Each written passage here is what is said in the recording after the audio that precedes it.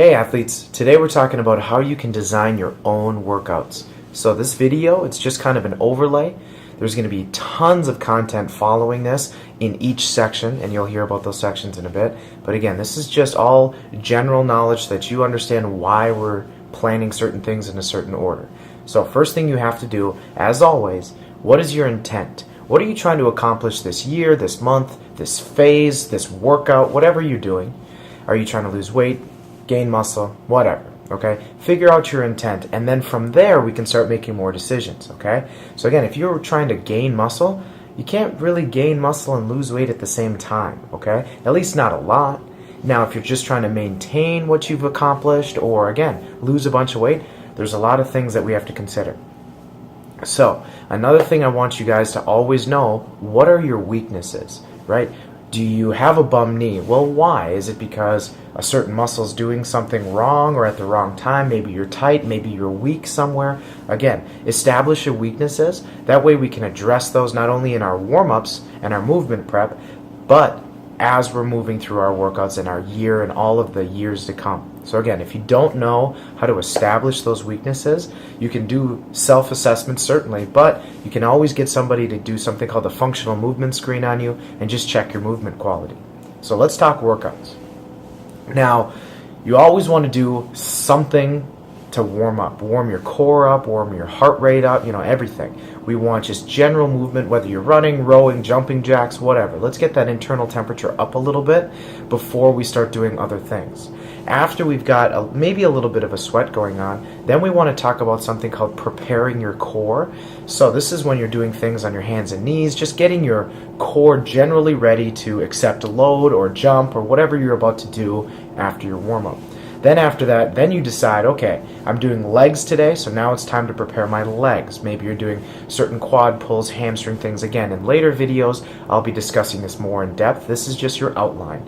But more likely than not, if you're doing a lower body day, you probably don't need to warm up your upper body. Unless, of course, you're doing things like a squat with a bar on your back or on your front. Sure, you're going to want to do some things to get everything moving. But again, we're just talking leg day, arm day, things like that. And then, before you go into adding load to things, you'll do your skill prep next. So let's say you're doing an Olympic snatch. You don't just pick up the bar and just go. You don't just put a big weight on and just go for it. There are certain things, certain priming activities you need to do. And again, in later videos, we'll talk more about that. Now, your warm-up's done. Now we're moving into your movements. So, how do we decide what comes first? Again, this is all about your intent. If your intent is to gain muscle, well, you probably want to start with the exercises that are going to help you gain more muscle rather than, let's say, something like a bicep curl, right? A bicep curl, sure, is going to make you gain muscle in your bicep, but if you want your total body to change, maybe you do a pull or a row or, something like that where you're activating more muscles. So we always want to go very complex exercises first down to very easy, isolated exercises like a bicep curl. Also to consider, doing one-legged exercises, one-arm exercises is much more challenging to your brain than doing both arms at the same time. We call this unilateral training. And again, you want to make sure you're doing the most advanced thing first. So if you're doing a single-leg box jump blindfolded, holding a weight on one side of your body, yeah, you probably want to do that first before you do just a regular bilateral both-legged squat. Okay? Now, there are some ways we can break that rule a little bit. Maybe your goal is to build up your squat for the day. Yeah, then you probably want to start with squat because that's what's most important to you now. But again, if you have problems, maybe one leg is bigger than the other or one knee hurts, you need to make sure you're addressing that. So the way I would recommend that is in between your exercise. So let's say you're doing 5 sets of squats.